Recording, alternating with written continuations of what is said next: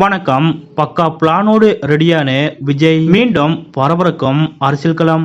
அப்படி விஜய் அவர்கள் தற்போது போட்டுள்ள பிளான் என்ன என்பது பற்றிய முழு விவரத்தோட இப்ப நம்ம பார்க்கலாம். நடிகரும் தாவேக தலைவருமான விஜய் அவர்கள் 2026 சட்டமன்ற தேர்தலை குறிவைத்து தனது அரசியல் நடவடிக்கைகளை தீவிரப்படுத்தி வந்தார். அதன்படி 2 மாநாடுகளையும் வெற்றிகரமாக நடத்தி காட்டினார்.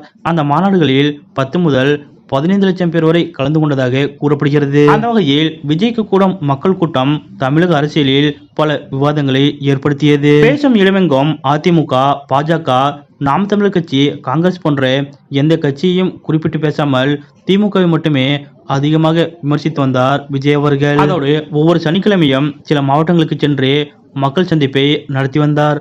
அப்படி விஜய் அவர்கள் கரூர் சென்ற போது அங்கு ஏற்பட்ட அசம்பாவிதத்தால் கூட்ட நெரிசலில் சிக்கி 41 பேர் பலியாகினர். இந்த சம்பவம் விஜயை முடக்கி போட்டுவிட்டது.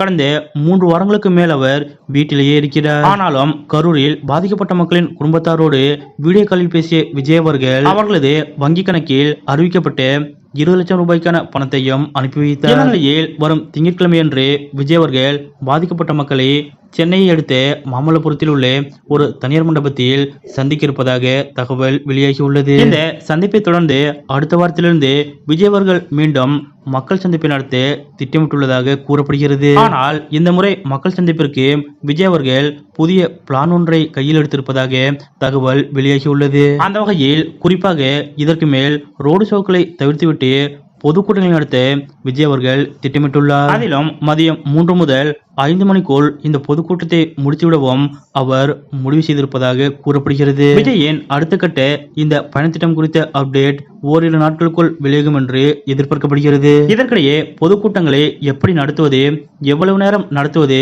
இடங்களை எப்படி தேர்வு செய்வது மற்றும் காவல்துறையிடம் அனுமதி பெறுவது குறித்த எல்லாவற்றையும் ஆலோசிக்க விரைவில் பனையூர் அலுவலகத்தில் தாவேக மாவட்ட செயலாளர் கூட்டமும் நடைபெற உள்ளது. மீண்டும் மக்களை சந்திக்க புதிய திட்டத்தோடு பக்கா பிளானோடு களமிறங்கும் விஜய் அவர்களது இந்த செயல் பற்றிய உங்களுடைய கருத்துக்கள் என்ன அப்படிங்கறத மறக்காம கமெண்ட்ல குறிப்பிடுங்க.